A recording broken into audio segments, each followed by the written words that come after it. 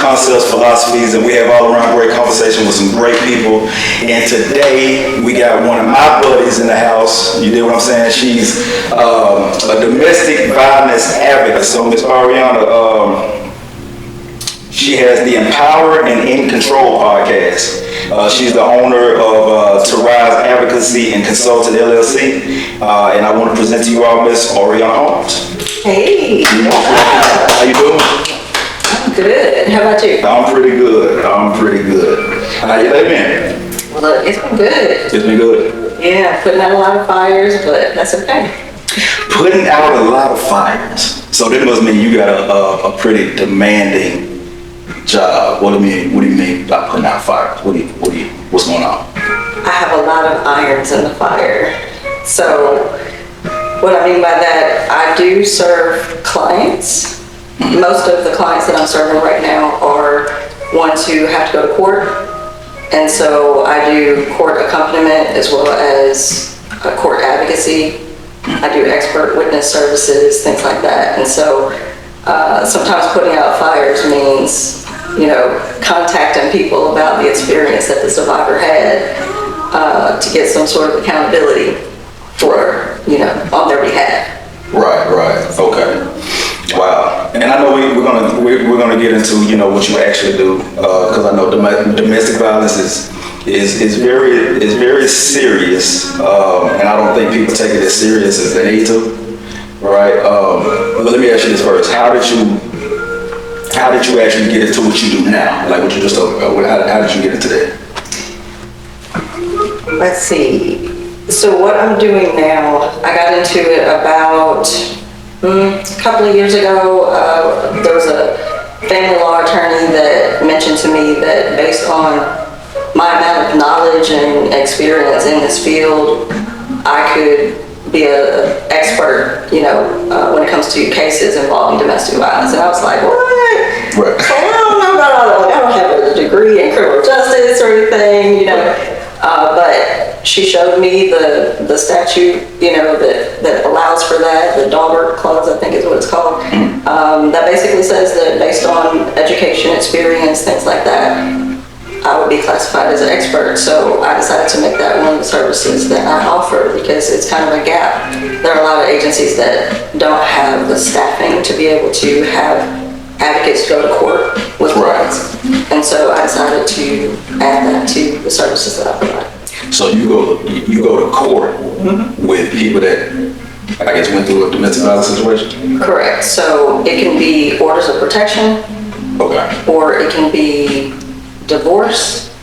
It really doesn't matter. I've also, because I worked in the domestic violence prosecution unit at the DA's office. Okay. Everybody in that office knows me, and I know the judges in both of those courts, general sessions and criminal court.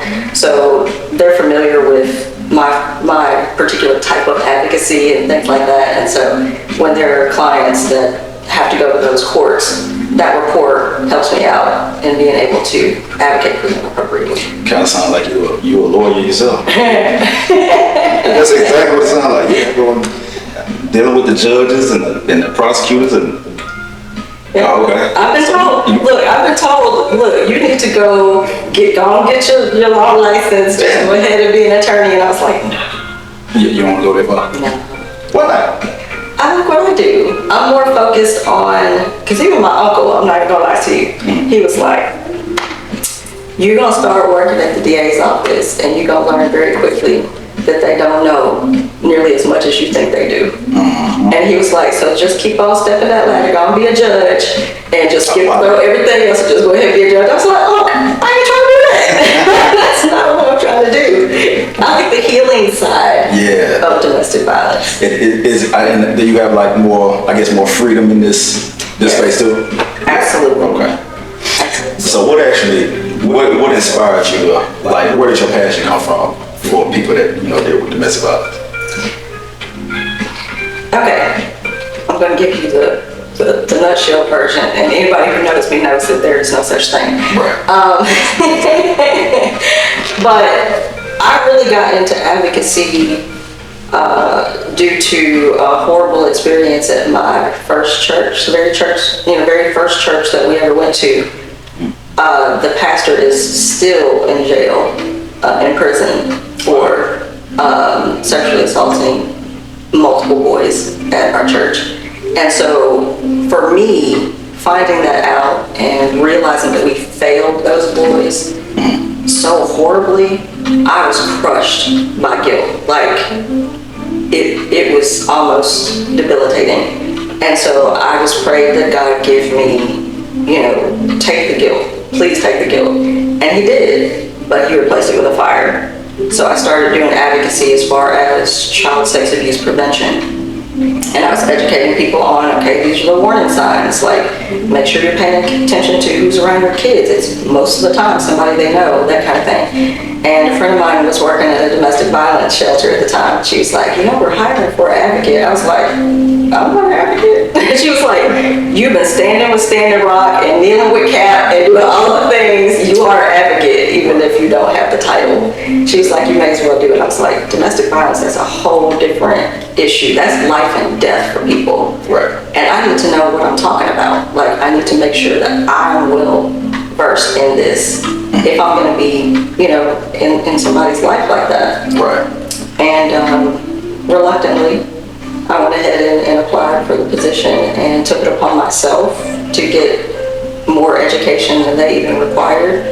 So I became nationally certified to be a domestic violence intervention specialist. And from there, I just kept adding to, my knowledge, becoming a lethality assessment program coordinator, and moving on to the DA's office and working at the Tennessee Coalition to End Domestic Violence. So I've just been kind of adding to it.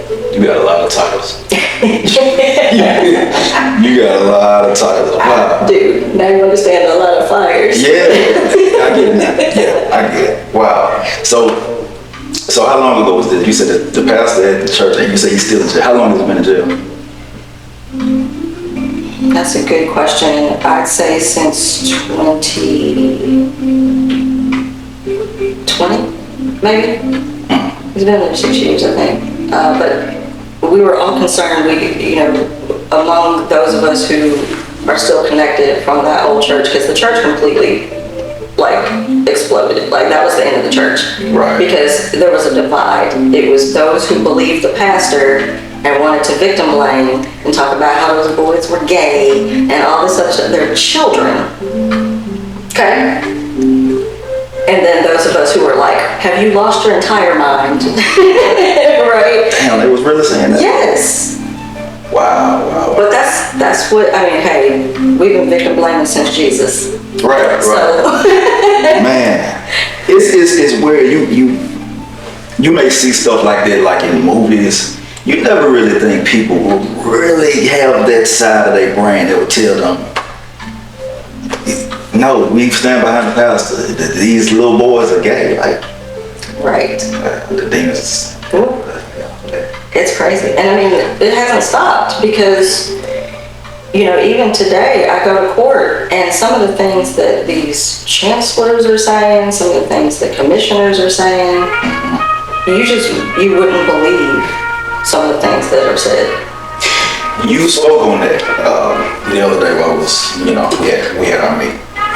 And you mentioned, and I'm not sure if you can talk about this, but you mentioned that even the people that are supposed to be advocates for the domestic violence victims, victim shame them and call it help.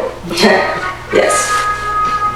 So how long, are you still working with these people? Do you see this every day? Every day. Every day, how you deal with how you go to work? How you gonna deal with these people every day when you're the only one that got a heart for what you're actually doing? Look, it is very difficult. But I'll tell you this.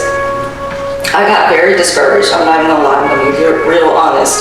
I got so discouraged and felt defeated about last week or week before, going to these same meetings with these same agencies that specifically are shooting down the concept of accountability.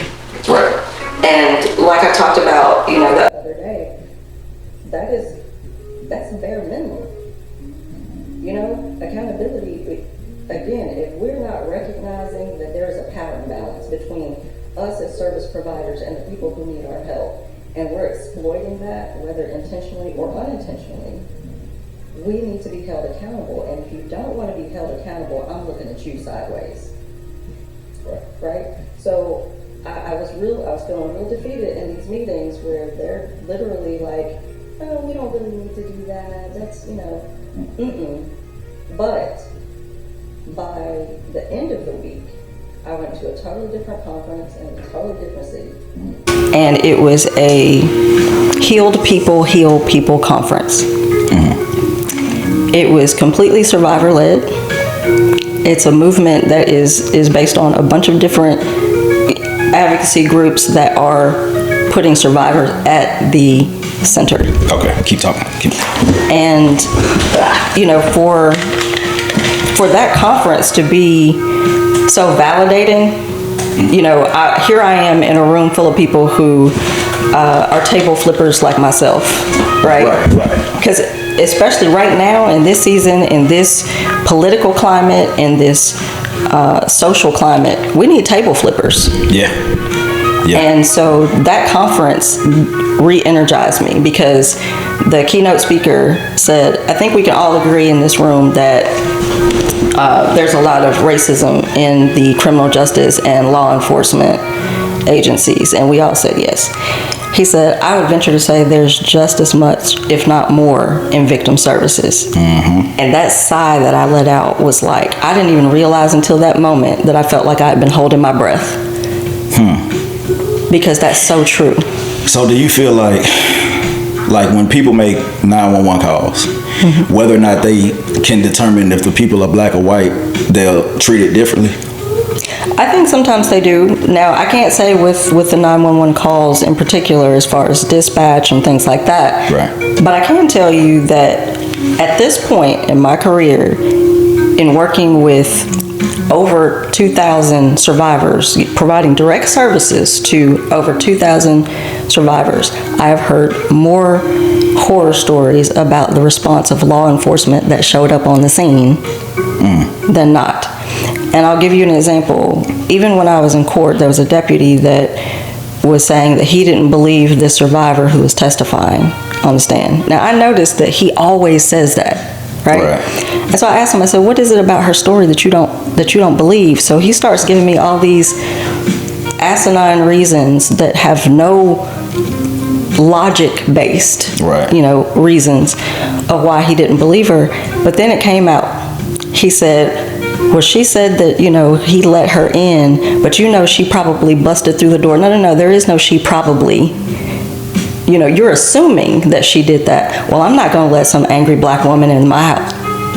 Oh, there it is. There it is. There it is. And I said, God forbid a black woman need help and you show up. Man, wow. Just a regular deputy? Yeah, it's going to come out eventually.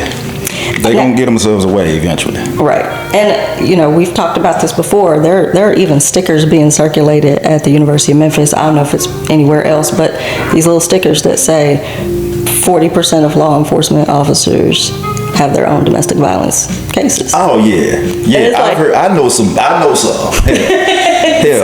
I heard all type of, yeah. I know somebody that it's crazy. I know. Because I'm not surprised. If it's a police officer, that's what they do.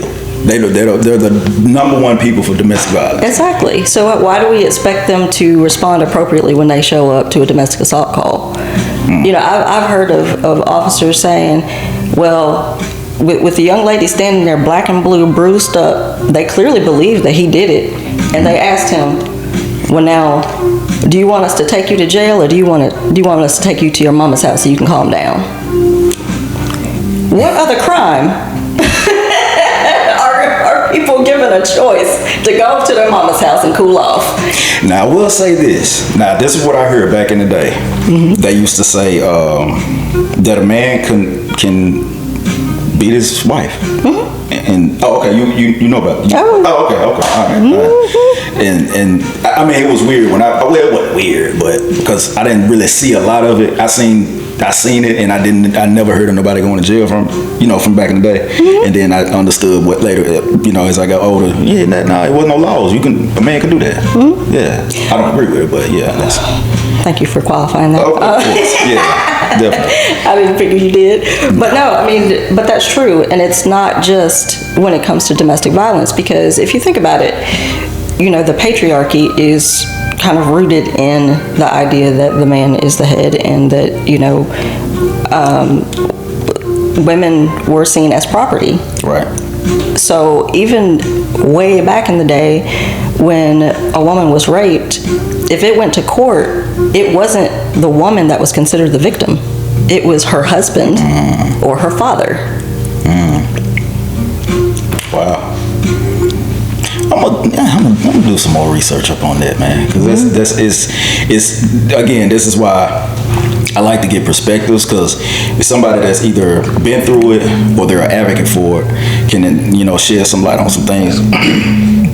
Because again, I hear about certain things, and I actually was in the situation myself, where I was lied on. And I know a lot of people may say, "Nah, I actually was lied on." That's the other side of the coin. Now, I don't victim shame at all, but we do have women that will literally now use that as a weapon to put men in jail.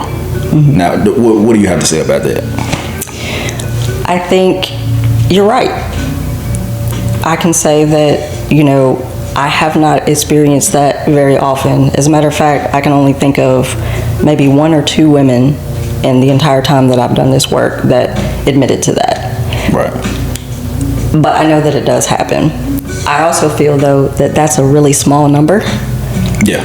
And so, just like, taking into consideration, I've served men who are victims of domestic abuse, even when they've been in court and things like that. And I have advocated just as hard. Don't do that just because this is a man. Right. You're acting like, oh, you let that little woman. We're not doing that. Right.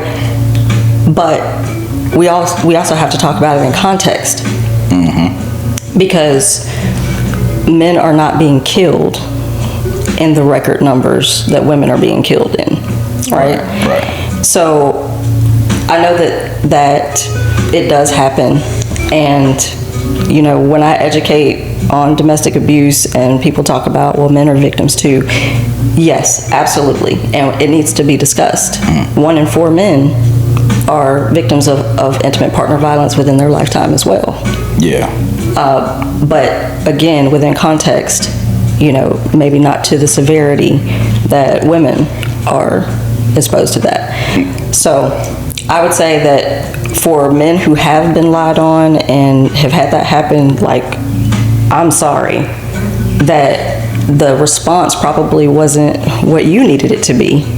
Yeah. From law enforcement, from the judges and whatnot. But yes, it does happen. I just think that it doesn't happen as often as some people say. Yeah. And you have a lot of men who say that they're the victim even when they're not. And I've trained law enforcement on that, like identifying the primary aggressor, that kind of thing, because it can be hard to tell. Yeah. And this is a man's men, we don't really talk about. Well, I haven't had any friends that came and said, "Hey, man, she abusing me." We would literally we'll Joan on you for that. What? And I know it sounds bad, but it's what? Man, catch up. Stop it. I'm just saying. Because it's the same way as it's the same thing as it's just certain thing we don't talk about. We don't talk about if we got cheated on. We're not gonna talk about that because it's embarrassing. Yeah, it's a sense of pride that we have. But I got you. But I wouldn't if I know it's a serious situation. I would take it serious. Right. So have you had a situation where you had somebody that you was advocating for and they went through it and you just can't let it go? This is one of the worst things you probably ever seen and it's hard for you to forget. Yes. Look, there was a young lady that I was so worried about her. She's probably the one that I was worried about the most in my entire career because she came in to criminal court to, have charges, pressed and everything. But she was like, look, I just want him to get some help, which that's what a lot of survivors say. And that's what I think a lot of people don't realize, is that sometimes they just want the person to get some help. They don't want the relationship to end. They just want the violence to stop. Exactly. Right? So if it'll help for them to be prosecuted and have to go to anger management or counseling or whatever, that's what they want them to do. Well, that's what this young lady came in with. And the confidence she had when she strolled in there with her hair and her nails and her cute clothes. And she was like, look, if I'm too much, go find less. Like, she had confidence about her. She said, but I'm doing this because he needs to know he can't do this to me. Right. It wasn't too long after that she was back again, new charge, more severe at that point.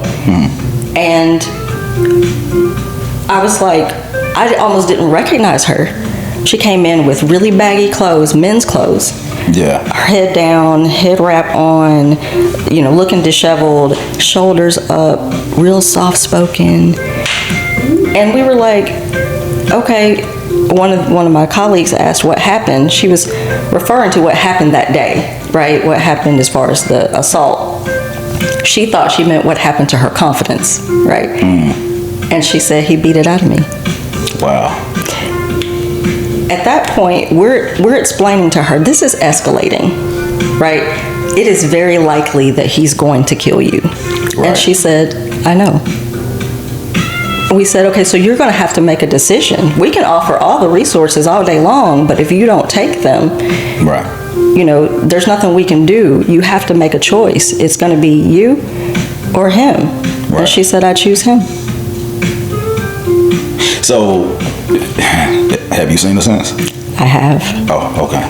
It's a happy ending to this, right? Yes, and I literally just saw her maybe a month or two ago, and I was walking from court. You accidentally seen it. Accidentally. Oh, wow. Okay. And she was at a stoplight, and she was like, hey, lady. And I'm like, hey. You got the confidence, I don't know who this is, but hey, girl. And then I realized who it was. I stopped in my tracks, and I was like, girl, how are you doing? You've been on my heart. She said, I'm not with him anymore. I was like, yes. Wow. So I hadn't really talked about her. Yeah.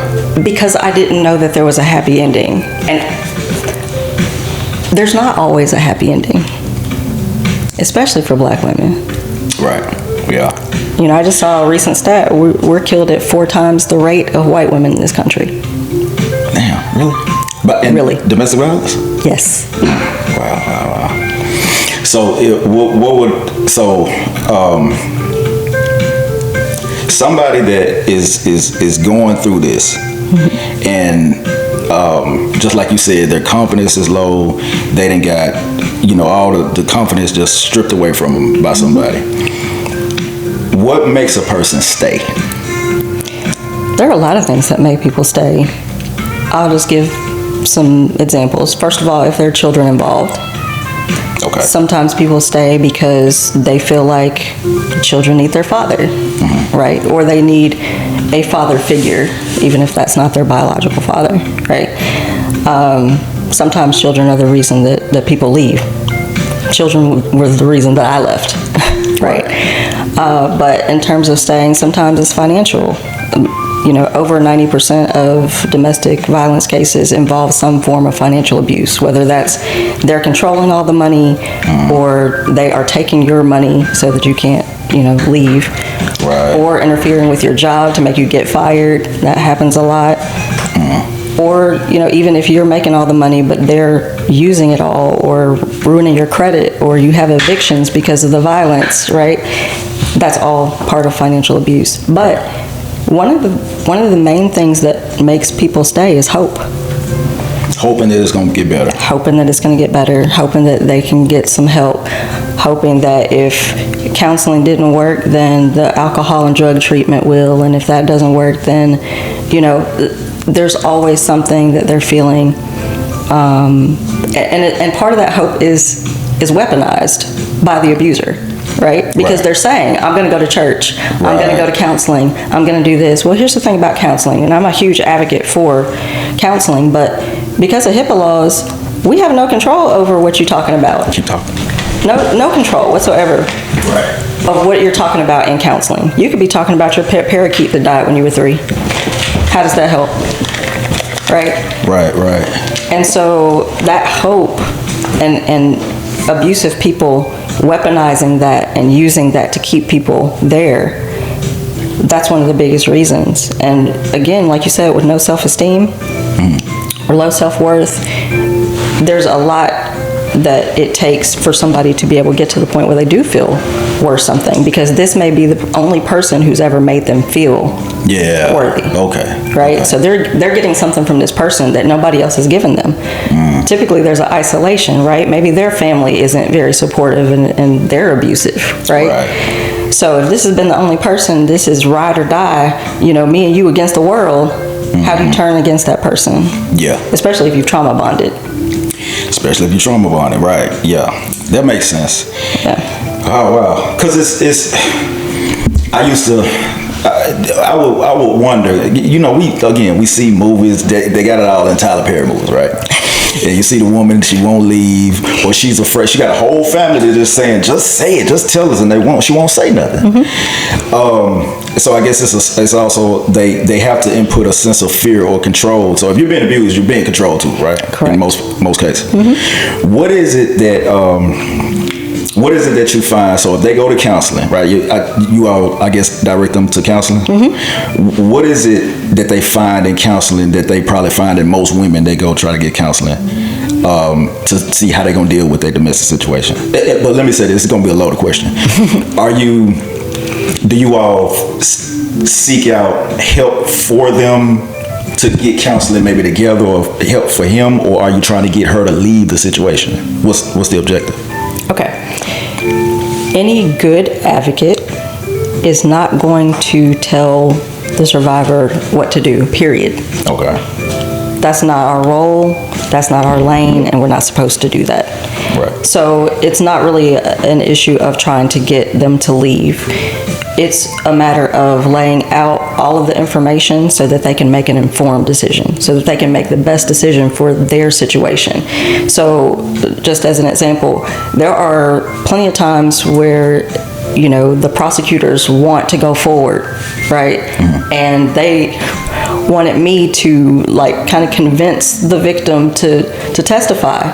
Yeah. Well, if she's telling me that he's in a gang, and okay, even if you put him in jail, which is slim to none, it's not safe for her to do that. It's not safe for her to do that. I'm not gonna try to convince her to do something that is gonna be even more difficult for her safety planning, right? Right. So what we try to do is just give information, give resources, right, of what's available to them. And even if it's just planting seeds, they may not be ready to leave. They may not be able to leave right now. So it's really about education more than anything else. And what we're hoping that they get when they go to counseling, if they go to counseling, is just more self-awareness of what core wounds, what things in them, may have set them up for being in relationships like that. Because we think about kids, right? We can see all day long when a child is being abused and say that that's wrong. Right. But we somehow have a disconnect when it comes to grown people, right? Somehow we feel like they should know better. And but if you're a child that grew up being told that you're stupid and you ain't worth nothing, and then you get into a relationship like that, well, whether intentionally or unintentionally, those parents have groomed that child to become a victim in their adult relationships. It's harder to address those things and get them resolved outside of counseling. It can be done, but you really have to. That's part of why some of the work that I do is more so focused on self-awareness as a form of violence prevention. When you understand yourself more, it's not about victim blaming, it's about risk assessment.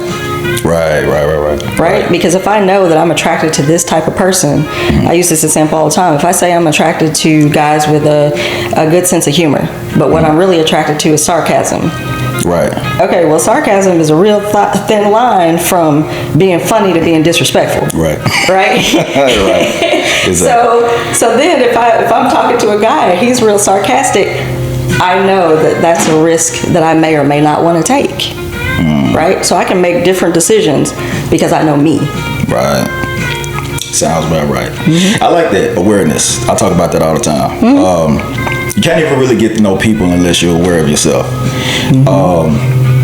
So have you taken it? Does psychology play a big role in what you do? I wouldn't say psychology because I am in no way, shape, or form a therapist or counselor. I don't have any credentials in that space. What I decided to do is look at what the gap services were, right? Okay. Working in emergency services, there are certain things that are provided at every agency. I'm trying to look at the services that they don't usually provide. And it's no disrespect to those agencies. They are there for emergency services. They're not there for transitional, right, services. They're not there for after the person has become stable but are still struggling. Right. So I wanted to create my business around what are some of those services that are typically not provided by domestic violence shelters or advocacy groups. And we typically refer people to counseling and support group. And I've asked around in this field, okay, what else do we send people to? Right.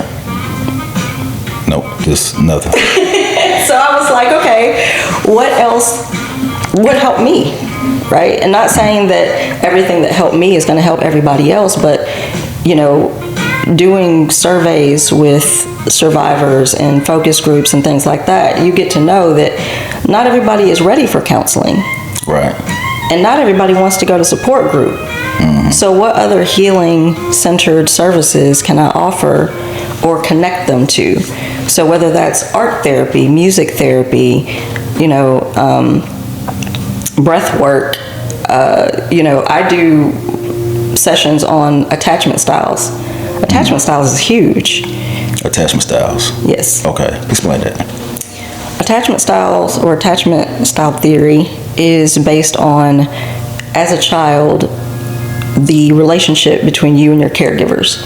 If you grew up in a household that your caregiving was consistent, you were allowed to be yourself and you were loved unconditionally, and there was support and communication, and you were allowed to feel your emotions and process them and all of that, then you probably have a secure attachment style.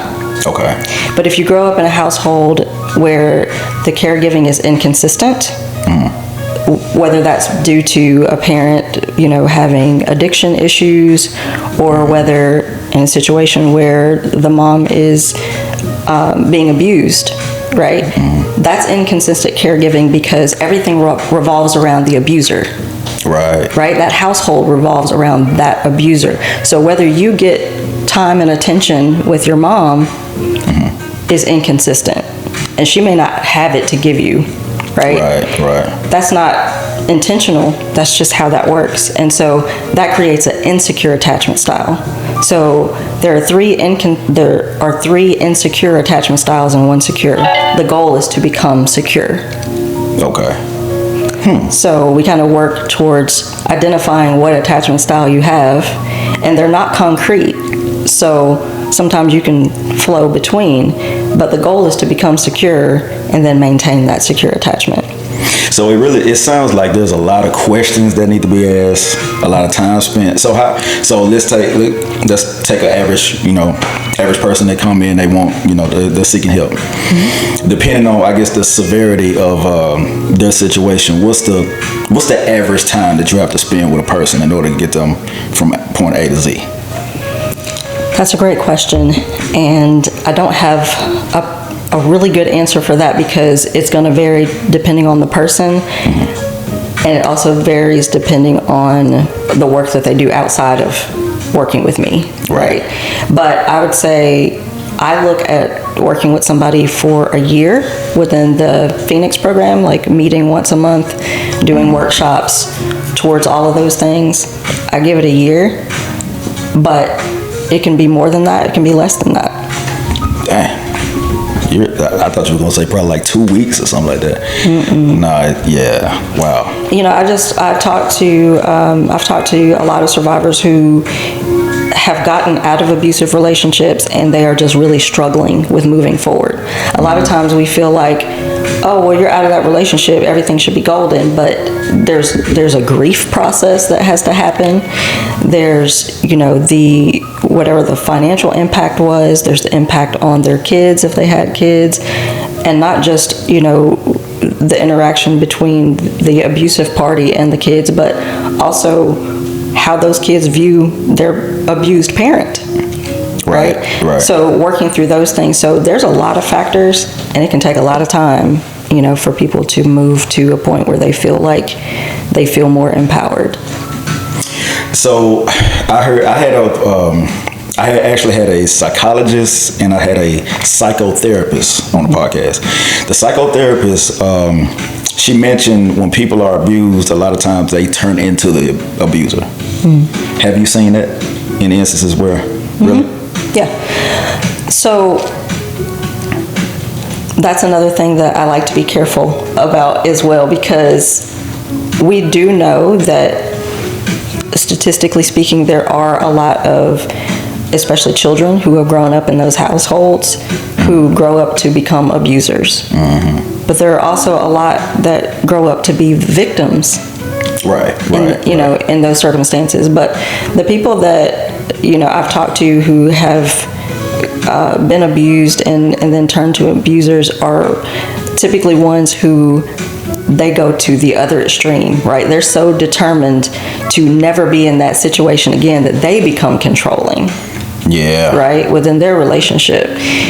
And so it's really awareness and catching that, you know, that parallel and being able to show them that they're doing the same thing. It may be a protective factor for you, but you're really teaching the person, you know, that you're with that, yeah, you can be just as abusive, you know, despite having been through that. I'm trying to see if, was I abused? Man, let me see. Because That's an interesting question to ask. Yeah. Was I abused? Yeah, no, seriously. Because I had, all right, so this is me, my, you know, come to Jesus moment. So I have what you call, I guess you could, I kind of diagnose myself. I have abandonment issues, right? Okay. I've dealt with it, like, you know, my dad, he passed away. I met him when I was like 14, something like that. Wasn't abused as a child. My mom loved me. We don't even leave the room without kissing each other on the cheek. That's me and my mom. Awesome. But I have a very small family. So I only grew up with one sister, one brother. Right? Don't have any cousins, uncles, none of that. One grandmama, she passed away in 2001. I always felt like I wasn't as important. I just felt like when it came to me, that's why I don't like celebrating birthdays. Because I know anybody gonna come. She know this. Like, it's a weird thing. So I developed this defense mechanism. You know, this, I'm gonna do, and it worked for me, to be honest with you, because I stopped caring so much about people. Just to, like, well, if they don't come, they don't come. I just stop inviting. I suppress a lot of things so that I don't think about it. Right. Yeah, and it's some things I think about it more so that it could feel like, well, if I think about it more, I can get over it faster. Right. Weird. I just, you know, so I know one situation that I was in, and coming out of the situation I was telling you about when and I can kind of go into detail a little bit. I try to make this a short story. So I was in maybe a 4 or 5 year relationship, very young, in my mid 20s. This person was way more advanced than me. You know what I'm saying? And I just it was like what's happening to me. I felt like I was losing myself. I didn't like who I was when I was with her.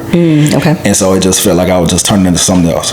And so it just felt like she was here before. Like she had a lot of game. You know what I'm saying? And so we ended up one day I just left. I was like, no, I can't do this because I can't even do this no more. And I was on crutches at the time. I had to have knee surgery rather.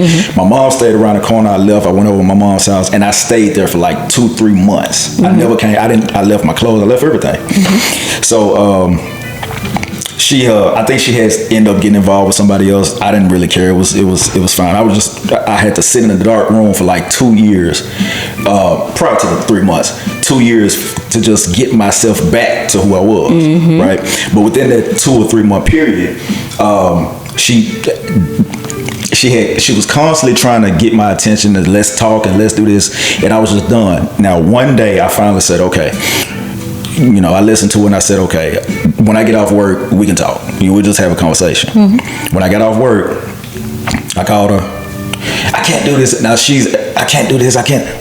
Okay, well, what you call me for? What is all that about? So one day I called. I said, listen, I don't care nothing about none of the stuff over there. I'm gonna just come over there and get my TV and something else, some few other things. So if something happened to me, because I may have to be at work, if FMLA fall through, whatever, I can have a TV to pawn or something like that, just in case I had to fall on hard times. Right. She said, cool. I went over there. I still got a key. It's my apartment, but she can have it. I went over, went in with the key. Hey, I'm finna get my stuff. Went in, tried to pick the TV up. She's trying to keep me from leaving. Right? I end up dropping the TV. Now I'm on crutches. I can't walk. So I'm like, man, listen, I'm finna just roll. I'm finna get up out of here. End up leaving. I make it halfway up the block. Police pulling me over. Pulled me over. Got me out the car. So we got a phone call. You over there acting a fool? And I'm what? Please don't tell me she told y'all I put my hands on her. You just this, that, and the other. So I said, take me back then. Let's go. Come on, I'm ready to go. So they took me back to the scene, to the apartment. How about it's like 20 police cars. It's flooded with police cars. I'm like, let me out. She come back to the car like this. Like it was. Yeah. It's like, you gotta be kidding me. So they took me to jail. After all the court fees and all the lawyer fees and all the stuff, she ended up, and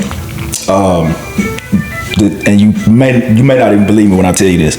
We was together for 4.5 years. 2 months after that, like within that period, maybe a month after that happened, she got married. She ended up getting married. She ended up changing her affidavit because she knew she lied.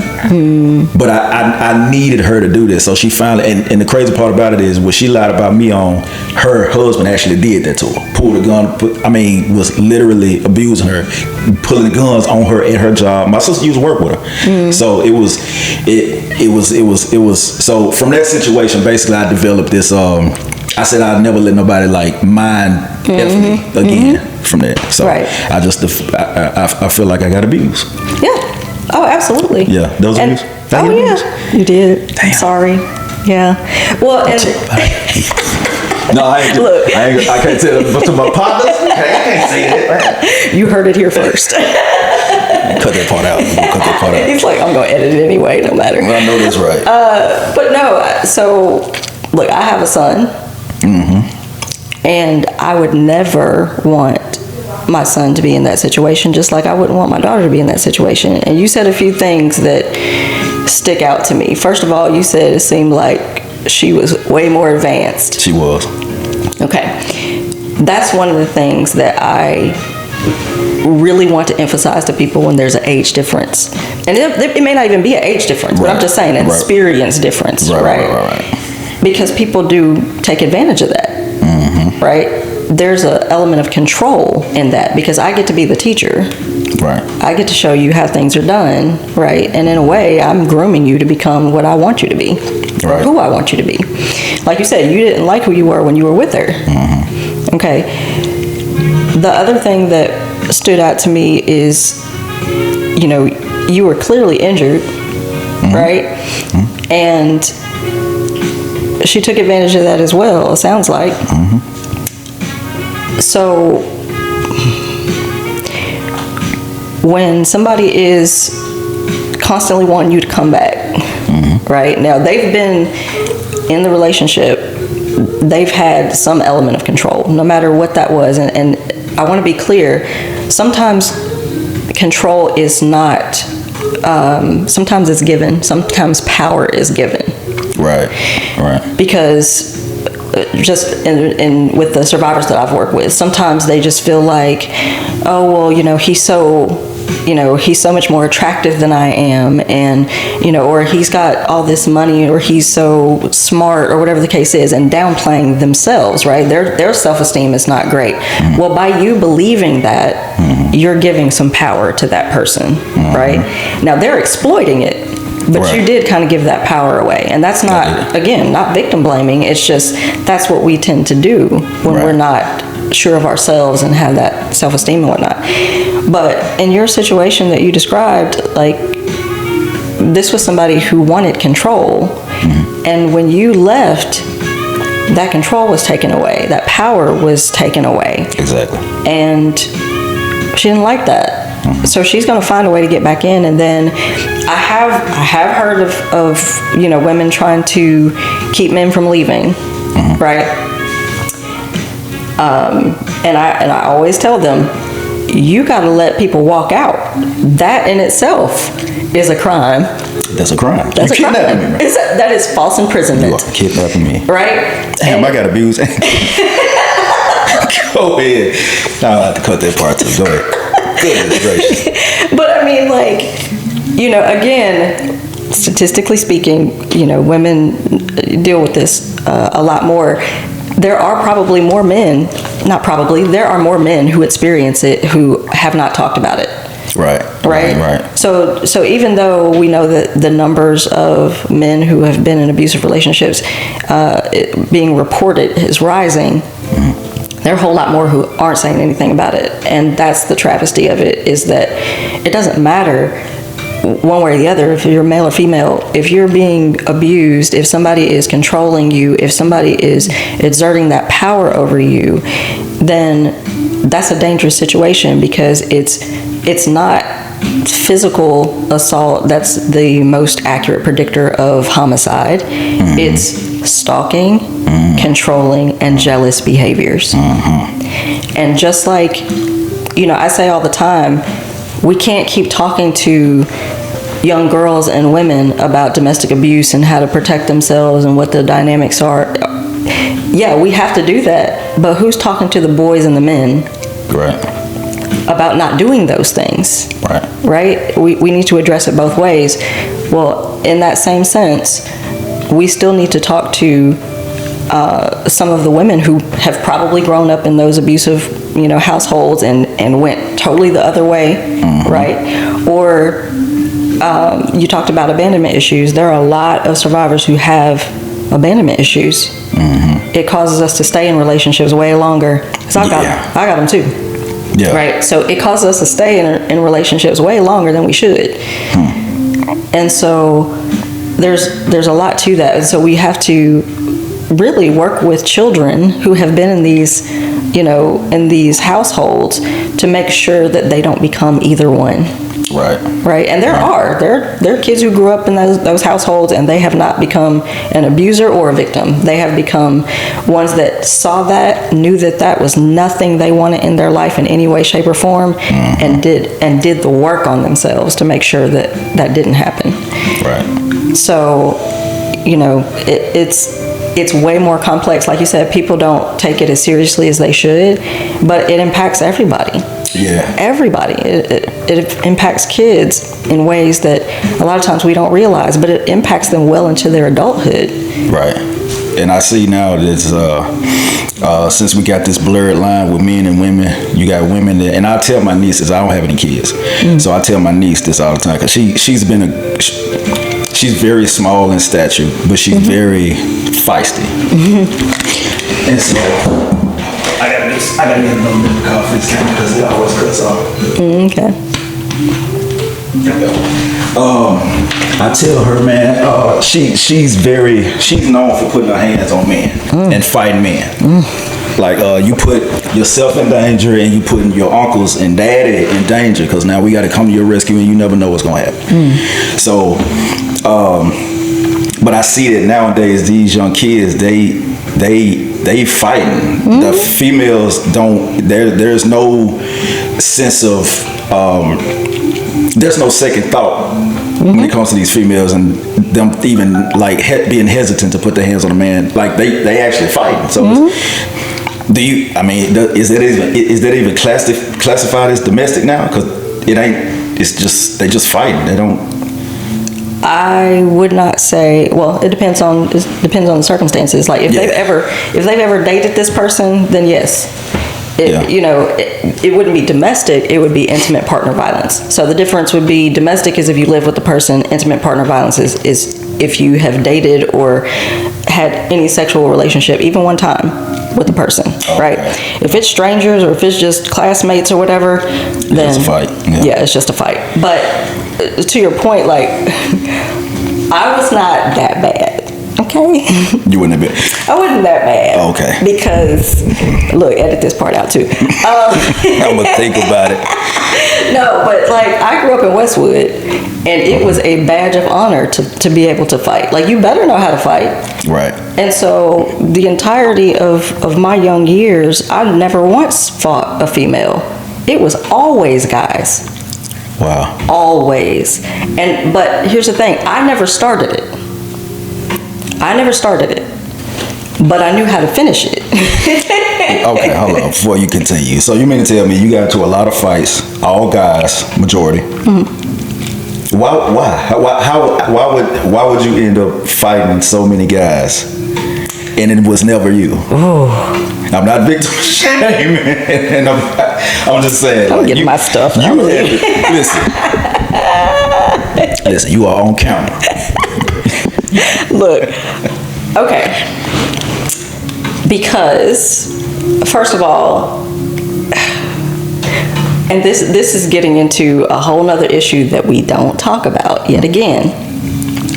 I'm going to start by saying, historically speaking, black girls and women have not been protected in this country. I think Chris Moore said that as well when we were in the, and it's true. Mm-hmm. We are seen as, like we are hypersexualized. Yeah. And some of that we do on our own in music and, video and all that. But for the most part, America sees black girls and women as objects. So my point is that a lot of the times that I ended up having to fight somebody, it was because I had either been sexually assaulted or they were trying to sexually assault me. And so when you talk to women and have the conversation about have you ever been sexually assaulted, because here's the thing, we got to call it what it is, right? It's not I was groped, it wasn't he felt her up, that's sexual assault. Right. You call it what it is so that the appropriate response can be had, right? If you minimize it, then everybody else is going to minimize it. If you call it sexual assault, then police can be involved in that, right?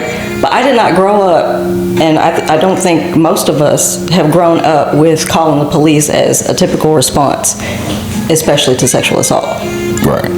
So for me, in those situations that I can think of off the top of my head, the first one that I can remember being in kindergarten when a boy just kissed me out of nowhere, like just called my name, and I turned around and he just lays one on me and I punched him in the face. Like, you didn't ask me nothing, sir. I don't know you. Sir, you 5? Aren't you 4? Yeah. Really?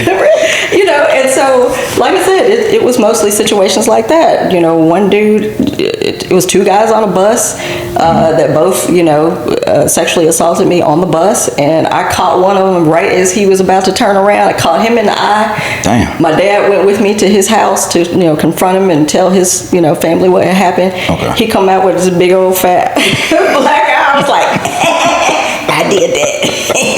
See, you couldn't. Yeah, we couldn't talk about that with him. Man, I failed, bro. Ain't about it. Exactly. So that's what it was for me back in the day. But like you said, things are different. But I want to plant this seed. because it's so important, especially in this country right now. We have been shown multiple times in multiple ways that Black lives don't matter. Right. If we are conditioned to believe that Black lives don't matter, then we're not going to value each other's lives. And Black women and girls have been low on the totem pole ever since we were brought over here. Right. So that's part of why we're murdered in 4 times the rate of white women.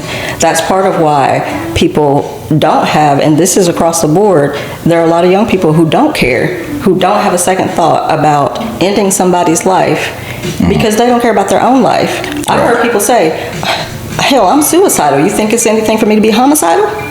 A young person, young kid. Man. And that's because of what we have, what this country has become. Yeah. And the lack of opportunity and the lack of support and resources for us. Over 300,000 Black women lost their jobs last year. I was one of them, and there's no outcry. Where are the protests for that in the streets? Right. That's an attack. That's a direct attack on the Black community. Right. Where's the rally for that? I really hate that. I hate where we are now because it's such a divide, and now when I look at my phone and I turn on social media, all I see now is Black men and Black women going back and forth with each other. We're exposing each other. It's like, okay, we just that's what we are now. Like, we just don't love each other no more. That's it. I love how you put that. Yeah, like there's no love is not being promoted anymore. You don't see marriages. You don't see. It's a little scary because I know us. I mean, I'm 42, and it's like, you know, we lamb. Huh? Oh, we lamb. I'm older than you, sir. You don't look it. Oh, you don't you. look it at all. Thanks. Wow. Yeah. We need to keep drinking water so we can stay looking young. I won't. There you go. Artichoke. Good promo. Exactly. But I just I'm worried about our kids. Yes. I'm worried about just like you said, the suicidal thing. They don't have anything to look forward to. No purpose whatsoever. So they really don't care about dying. Man. Let me ask you this though, and I gotta, and now this is, I had to get into the thought, like, to understand how you think. Now, some people would say, let's take these terms, victim shaming and all that, let's take that off the table. Okay. Some people would say, or they would ask the question, why don't they just leave? Right? Now I know we kind of already talked about that, but it is kind of, it's a valid question. Would you consider that 100% control and they just don't have no, you know, there's no exit plan and it's not safe for them to leave? Or if they're getting abused, not once, twice, 3 times, but a lot of times, at some point, do you think that that's a decision that they're making? That they are? Yeah. They're making a decision to be abused? Not making a decision to be abused, but they're making a decision to stay. Right. Even once they recognize what's going on. And again, that goes back to hope and their sense of self-esteem or self-worth. So I'm going to go back to the question, why don't they just leave? And I'm going to say, because every time somebody says that, I want to point out 2 things. There are 2 assumptions that people are making when they ask that question. First of all, you're making the assumption that they haven't tried to leave. Right. The stat is that it takes 6 to 8 times of leaving for a person to be able to actually break free and leave for good. Right. Okay. But we never ask, why does it take 6 to 8 times? Maybe they did try to leave and their mama said, that's a good man. He's providing for you and blah, blah, blah. You need to make it work. Okay. Went to church and the pastor saying, well, you got to just submit because he's the head. And you know, that's 2 times already. I tried to go to the shelter and the shelter turned me away because they just lie to people, right? Look, that's 3 times. You're assuming that they haven't tried to leave. Right. and have had to go back every single time because they don't have any other options. So in addition to children and finances, there's faith, right? A lot of, especially in the Black community, everybody says just pray about it. You know, the other thing that you're assuming when you ask that question is that the abuse will stop once they leave. Right. The most dangerous time for a victim is when they leave. 80% of homicides, DV homicides, occur within the first year of them leaving. Wow. So leaving is not an event, that's a process. It's a process. You have to take the time to really safety plan and figure out the best way to go about that and stay safe. And it's only to, you know, and I actually understand it. You helping me understand a whole lot more. But again, it's people I appreciate that. But people do watch and they're gonna like I think that's probably, if not number one or number two question that people are like, why don't you just leave? Well, you gotta be able to see things from their point of view. And I know that I read that, well, not read, but I actually experienced. I do test it on myself just to see if it's true. But they say that like verbal abuse and mental abuse is equivalent to pain, real pain, physical pain. Oh yeah. Yeah, 100. So one of the things that I like to do, when I do speaking engagements, there's one that I do about domestic abuse where I have people kind of rate abusive behaviors from least to most is, you know, abusive, right? So I have abusive behaviors that the volunteers hold up, and then the audience has to line them up, right? Okay. Well, the trick is there's no right answer, right? Because it's going to be subjective. It's going to be based on what you've experienced as to whether or not you consider that to be the worst. But I will say that you're right. A lot of survivors would say, I would rather him just hit me than to get in my head like that. And I usually, no matter where they put mind games in the lineup, I put that right on the same end with strangulation. Because even with strangulation, yes, we understand that strangulation to the point of death is obviously the worst thing. But if it's strangulation that has occurred one time and, you know, wounds heal and therapy is had and all that, but mind games, those go on even after the relationship is over. Yeah. Right? Yeah. That goes on and it affects your self-worth. There's suicidal ideation. There's health, you know, issues that occur from experiencing that trauma. There's the mind games that interfere with your future relationships.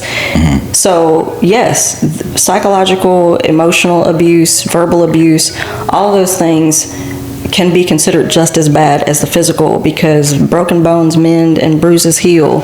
But when you've got that person in your head, then they're still in control. Yeah, right.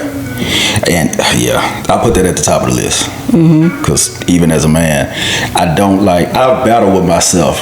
You know how you can't control your thinking and you're having negative thoughts and you like, I gotta get away. I gotta get away from negative attention. It's like I would rather do physical pain. Like I like going to get tattoos.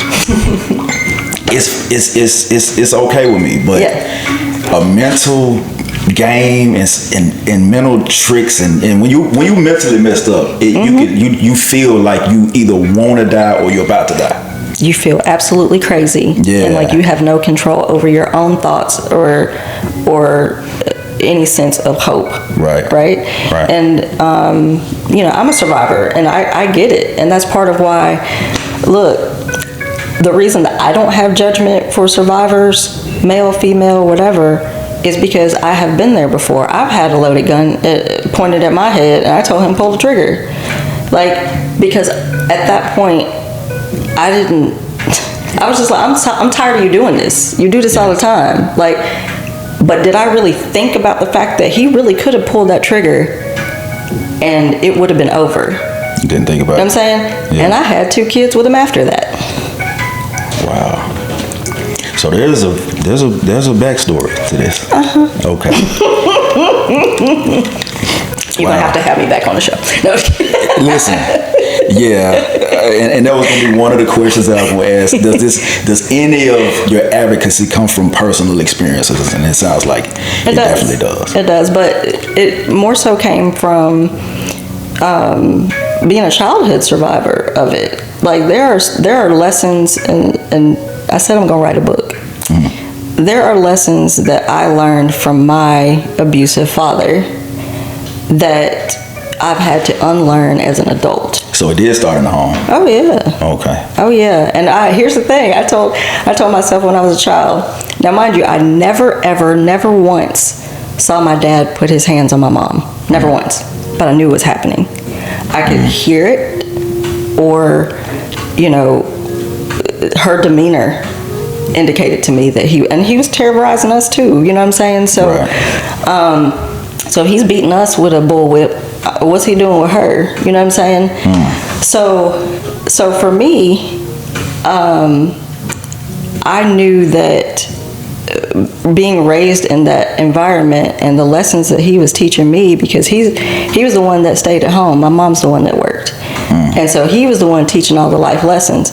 When you have a father that's saying things like, I don't trust nothing that bleeds for 5 days and doesn't die. Yeah.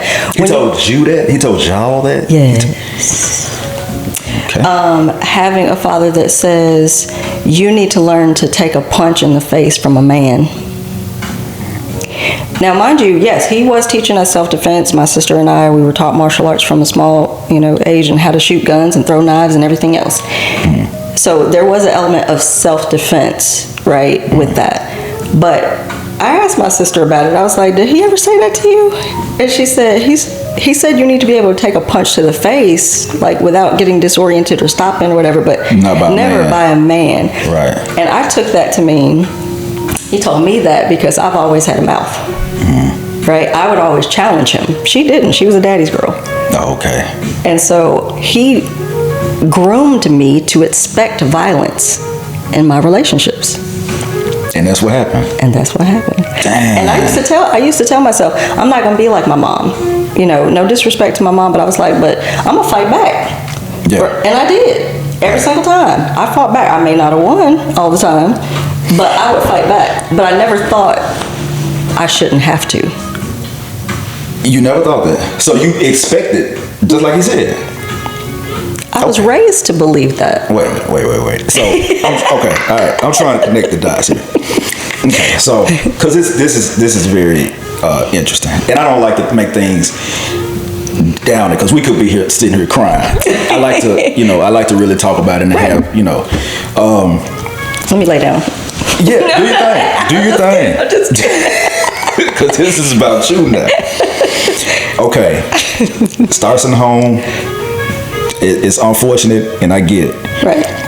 He tells you and projects to you that you need to be able to take a punch in the face from a man, and you should expect to be, getting your ass kicked by a man in the future, basically. Or at least fighting them. How do you then say that will never happen to me, to that literally happen to you? How do you find that type of man? And are we talking about several situations or just one person? Physical violence, one person. Okay. Once was enough. No. Forgot about that one. Wait a minute now, Eric. You didn't forget about one. Look, You no. conjured up a memory. Okay. Every once in a while, I forget because I'm thinking about intimate partner relationships, right? Okay. So I'm thinking about the relationship that I was in with my children's father, with my ex, and that was the only violent relationship that I was ever in. But that's not the only violence that I've experienced, right? Mm-hmm. At the hands of men. So again, I've told you about sexual assault and all of that. Like, in middle school, I remember being sexually assaulted while a teacher watched. I know. Look, I'm gonna write a book. I'm gonna write it. Leave me alone. Anyway. Wow. And then at one point there's, a cousin that, because because sexual assault happened, but not to the way that he expected or wanted or whatever, that then it became violent. Then it became, he would put me in a chokehold, or he would twist my arm, or things like that at family reunions. So I was groomed to expect violence in situations where men were attracted to me, be them classmate, relative, or otherwise. So how difficult would it be to get in a relationship with somebody who does the same type of stuff? That's what I know. That's all I know. Dang. Wow. I don't have any good examples of men. What is that? Seriously. Wow. What is this good man you speak of? And it doesn't even necessarily have to be a good man, just not an abusive one. Exactly. And look, there are people who would assume that because of the work that I do, being a domestic violence expert, knowing the statistics about, women being the victims more often than not, that would assume that I'm a man hater, right? I'm a feminist, and I'm always going to side with the woman. No, that's not true, because there are abusive women. There are. But let me be clear. I love men. Right. I love good men, right? I love black men. Right. But those good men have to step up more. We need you. Because these conversations that you guys are not having, we need you to have them. Because we can't just keep having the conversation amongst ourselves, right? Right. It's like the racial issues. We as communities of color can't keep having these conversations without having conversations with the white people, or having white people have the conversation amongst themselves about how to change it. And so it's kind of the same thing. So, there are guys that I'm friends with, right now. They are absolutely awesome men. Right. And I have a huge amount of respect for them. They can do more too. They can do more.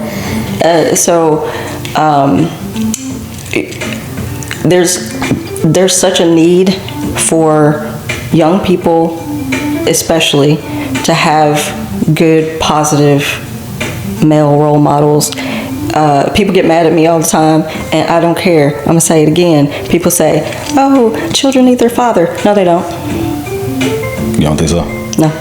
Why you say that? Not if the father is abusive. Not if he's abusive. Not if he's abusive. Exactly. So I'm gonna qualify that, and that's what I always have to explain. If that father is abusive, what lessons are those kids learning? Because not only are they learning the lessons that I'm learning, they're learning to also victim blame their parent that's being abused. Right. Ooh. But that's almost like choosing which bad outcome should you go with.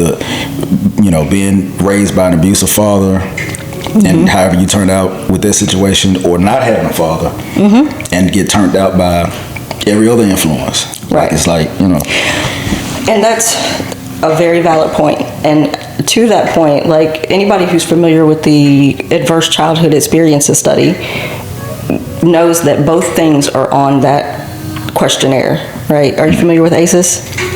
I'm not ACEs. I'm thinking about something else. No.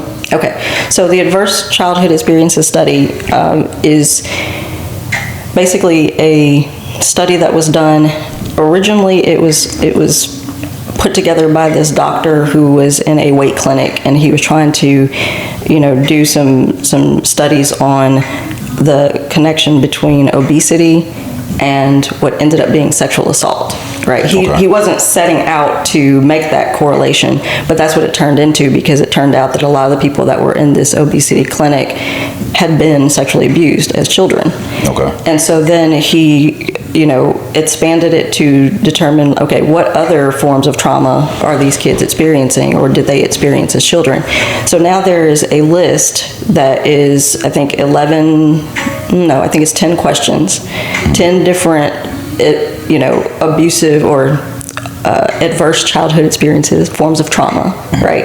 And you mark 1 for every experience that you've had from age 0 to 18. Okay. Right? Well, the higher the number, statistically speaking, the more likely it is that you'll have health issues, psychological issues, risky sexual behavior, all those things. Well, one of the traumatic experiences is mother treated violently. Okay. But another one is divorce, or parents being separated. So both of those things are on there. But here's the thing: if a child grows up in a household where the parents are separated, I'll use my kids for example. I had them do this, questionnaire, and I'm just sitting there like, "Ooh, Jesus." Yeah. And the only thing that they answered 1 to was parents are separated. Right. Right? My kids are very well adjusted in terms of they're very emotionally intelligent, they're trauma informed, they're very compassionate people. My son has been an advocate even before I was, right? And so he's in middle school teaching his friends and classmates about consent. Wow. Right? That's crazy. I'm raising good people. Yeah. Right? Yes. Can you imagine what their life would have been like if they were raised by their father that put the gun to my head and told me that I can kill you where you stand and the cops wouldn't care because you'd be another dead N-word? Which he's white, by the way. Oh, wow. I can see from your daughter. Yes. So. Wow. Okay. Wow. Hold on. All right, go ahead. I was going to ask the question. I'll chill back on that one. Because I know we talk about black men a lot, and I know, and I'm not excusing black men at all. We are responsible for our people and what we do. Right. But I do know that a lot of that, I hear more abuse coming from white men than anything. 100%. They don't respect their women at all. 150,000%, yes. So that's what I was gonna say, and I'm glad that you brought that up, because I don't want anyone to ever assume that black men are any more violent or anything than any other race of men because of the stat regarding black women. Right. We're not getting the help we need. Right. That's part of why we're dying, right? But we do need to address black men's view of black women or value of black women, of course. But when you look at statistics for violent behavior, mass violence, and all of that, it's always white men at the top of the list.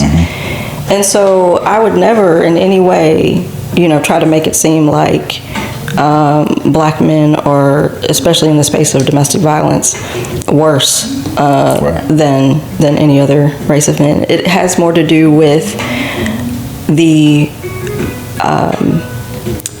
it has to do with entitlement. It has to do with gender-based entitlement, right?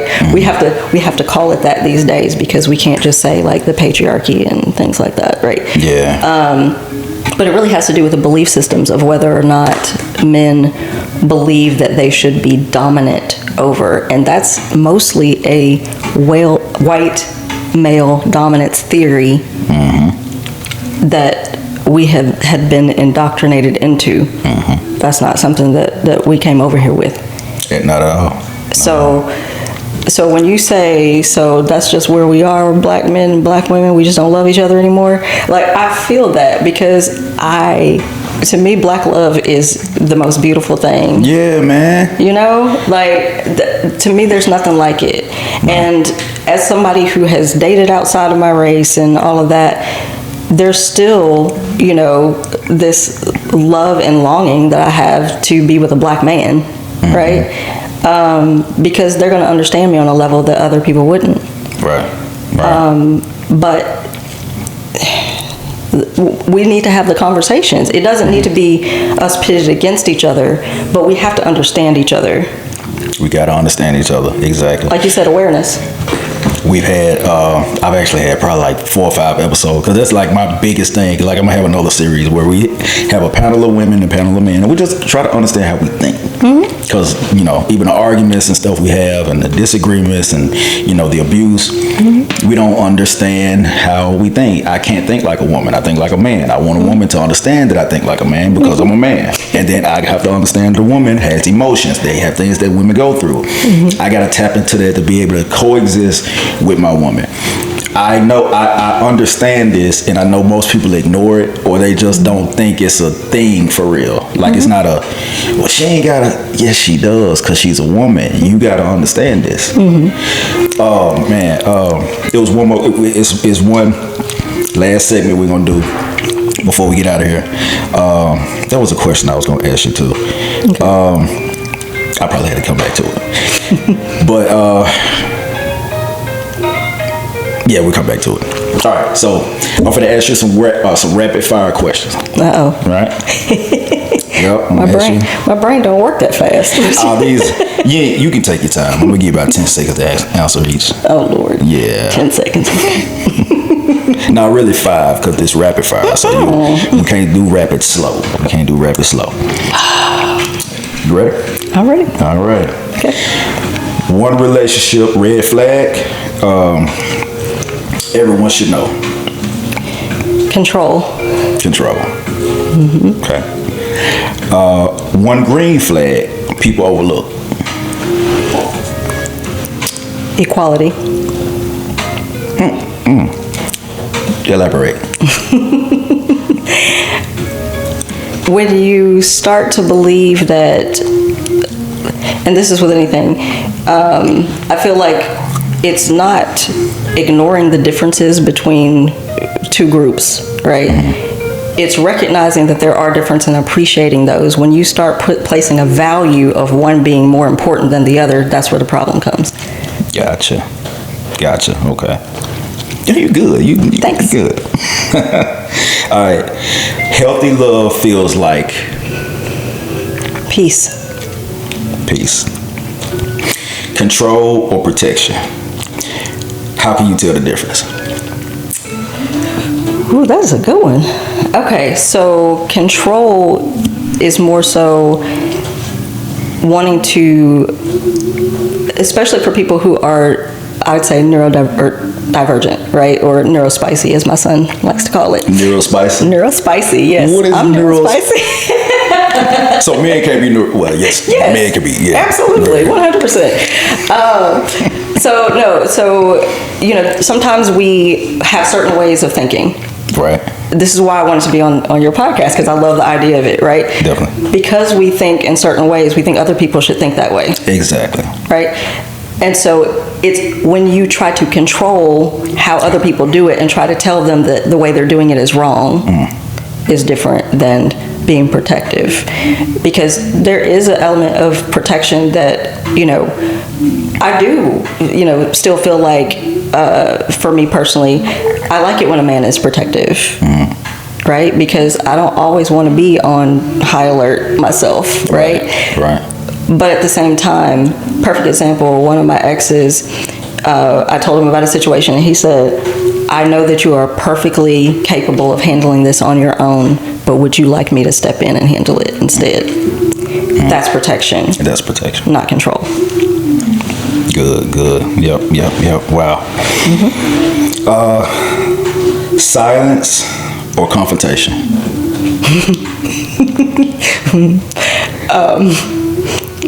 I know yours gonna be confrontation here. You ain't silent. You ain't. What? Ninja. Yeah, ninja. I knew right there in that test, but oh, she feisty. Oh, okay. Yeah, this is gonna be fun. Yeah, I think, but I do believe that there are times where silence is golden. Like, you don't have to fight every battle, right? Sometimes you can take the path of just letting things go, or determining whether it's something that even needs to be addressed. Right. For me personally, especially in relationships, I like to assess. If I have an issue with somebody, I like to stop and think, is this a me issue? Is this something that is a core wound? Did I get triggered by something? if I figure out that it's something that it's a me issue, then I'm going to work on that. But if it's not, then I'm going to talk to you about it. Right. And it's not a confrontation. At that point, it's just conversation. It is conversation. Very self-aware. That's what that is. Yeah. I like that. Boundaries or ultimatums? Boundaries. Boundaries, yeah, always. And we're not good at, here's the thing about boundaries, we're not good at setting them. Right. We're not good at setting consequences for them being crossed. And we're not good at follow through for those consequences when they're crossed. Right. Now, if it's an ultimatum, wouldn't that be a consequence?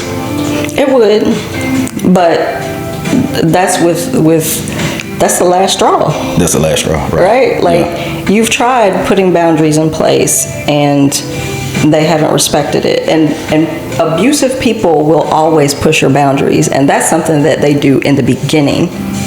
They test those boundaries in the beginning, if you think about it. Yeah. Because especially if you haven't set boundaries, they'll test it by calling you something disrespectful and say they're playing.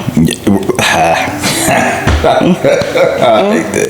I hate people disguising what they really thinking in the joke. Right. Yeah, I hate It's that that. sarcasm. Look, I can't fool with that no more. The sarcasm. Yeah, that white humor. Yeah. I already know. Look, when you said, yeah, he's a white guy. Oh, okay, that's where the sarcasm come from. I already. And listen, I'm gonna be honest with you. I'm loving this. I'm actually sarcastic in a sense, only because I'm silly. But if I feel like let's say it's a certain energy, and I may say something, it may be slightly sarcastic, but I'm aware of that type of stuff. Because even somebody, if somebody say something sarcastic, I gotta sit and think too. You ain't like, I ain't gonna say nothing. Because I get it. Right. And that sarcasm is only because I just think it's a certain level of, it's a certain thinking that people have that sometimes, and it's just, I watch comedy all day. I love comedy. So I love all types of comedy. So I'm never offensive. That's the last thing I want to do is offend somebody. Right. Now, if it comes down to me being me, in other words, if you're mad at me for the right reason, let's say, seriously, like if I'm being me and you just don't like me, I'm gonna actually turn up on you. Like I'm gonna be more of me. Like I'm gonna do more of what you don't like because I'm being me. And I'm not disrespectful. I'm so far from disrespect. I'm going on my soapbox right now. That's like number one on my list. I don't do disrespect, and so I'm not gonna disrespect you. Okay. And I will try my best to walk away from it. But I feel like if it's even, if somebody say something like disrespectful, I don't make it my point to say, who are you talking to? He ain't talking to me. Literally, I don't hear nothing. Yeah, so That used to be me. Yeah. Ninja, who you talking? Man, listen. Look, I have a good quick story about that. So at one point I was dating somebody, and he is Puerto Rican and Italian. He was also a high up person in the Navy. And when you put that with a single black mom, man, we would be talking about something, he would get all loud. I'd be like, who are you talking to? You gotta watch your tone. And he said, this is just how I talk. Oh, wow. He was like, we're passionate people. I'm Right. like, you're right. You're Man. right. So am I. So are we. That's another thing. People of the Chinese people at the you want who you talking? That's how they talk. That's how they talk. Like listen. This is why I love how the mind works, because I always want to understand people from different cultures, race. I want to know, I don't want to take something the wrong way. I want to understand this person. Yes. Yeah. So this is And that's a beautiful thing, and that's why I said I wanted to be on the podcast. When you in the group, when you talk about what your podcast was about, I was like, that's cool. That's why I asked you, like, what caused you to want to do this? Because a lot of people don't care, one way or the other. Even if it's perspective, they don't care about another person's perspective, because a lot of people are very self-centered, especially now. So they don't care how somebody else thinks. Right. But it's so important to avoid confrontation and misunderstandings, to understand where somebody else is coming from. You might still disagree with them, Exactly. But at least you understand. Exactly. And I think most people don't even end up in rooms where they can share their real perspective. 100. So now they don't care. But once they get in the room and people are actually listening to them, and they say what they really, they'll then start to either listen to other people, or they'll be, confident in letting other people hear what they got to say. Because people that's closed-minded, they just don't have enough.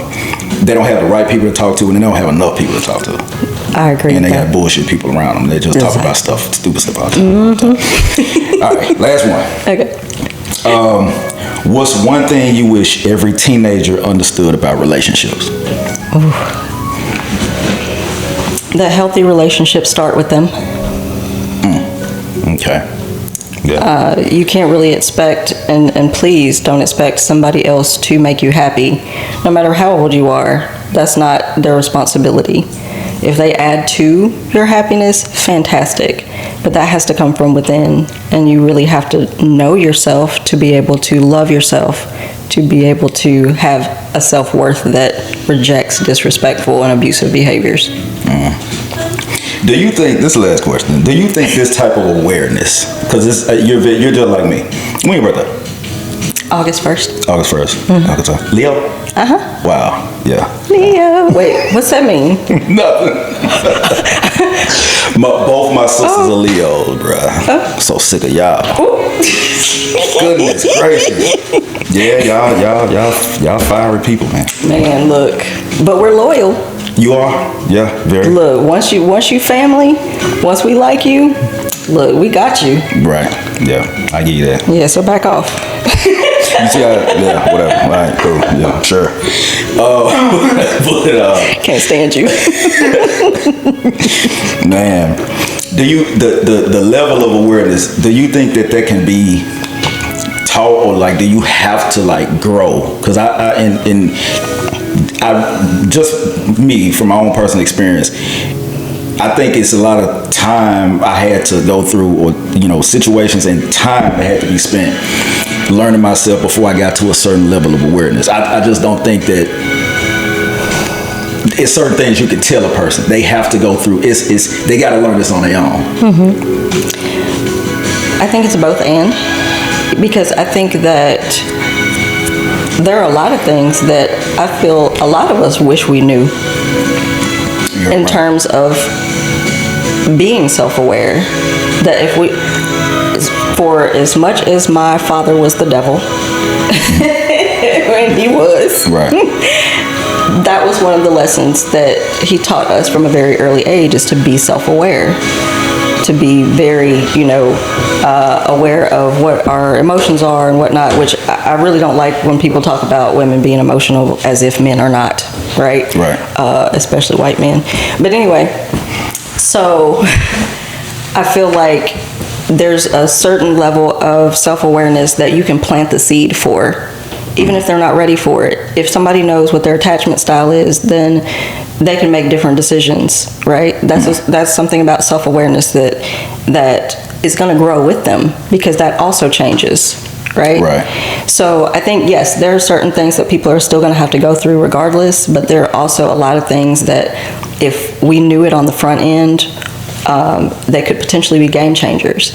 Yeah. One of the things that I like to do in the workshops that I have for both youth and adults is strengths, right? Gallup strengths. There are so many people who have no idea what their strengths are, what their natural strengths are. Exactly. For me, it was a game changer, because even at my big old age, I was like, now it makes more sense of why I think the way that I do, why I process information this way, how I come across to people. You know what I'm saying? And so I literally had the coach put that in, my program. I was like, hey, can we offer this as well? Because I feel like it would be a game changer. Do you know how many kids have probably never been, told anything good about themselves, period, let alone what their inherent strengths are that are unique to them? That's a level of self-awareness that you shouldn't have to grow to. Yeah. I want to agree with you. I do agree with you, but I guess I'm only speaking from my own perspective. It's like I just feel like it's awareness is one. Like when you said having that having to find happiness within yourself. I understand that. That's a real principle. But especially some of the stuff that you went through, that's not easy for somebody to like just say, well, I'm gonna love myself, because you don't even know what that means, right, given that you had an abusive father and you grew up being abused.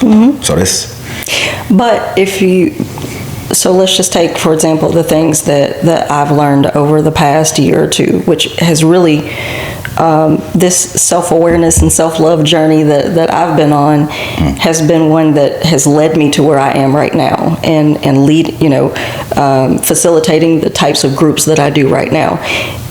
If I would have known those things, because there are resources for that, right? Even though you may not know how to love yourself or how to find happiness within yourself, there are so many resources beyond counseling that if people knew those things, or if they kind of think about it, young people are sponges. They're trying to figure themselves out. If you put these things in front of them that help with navigating those things, it gives them a much better chance of being able to figure it out earlier. Right. And there are going to be things that they have to learn on their own. Like you can tell somebody all day long not to do X, Y, and Z, or what the consequences will be, and they're going to do it anyway. they're gonna do it anyway. And so it's not a catch-all, and it's not something that is going to stop domestic violence, right? Right. But it is something that if done early enough and with the right support, because one other thing is survivors who have a support system will succeed 50 times over those who don't, right? And it's the same thing with young people. They have to have a support network. If they have 5 adults, safe adults that care about them and want to see them succeed and pour into them and help them with this self-awareness and all of that, they have a much better chance at not only having purpose and finding what they're good at, right, and being more fulfilled in life, but they have more of a chance of having healthy relationships because they do love themselves. Right. Miss Oriana, it's been a pleasure. It's been a great conversation. It has. I appreciate it.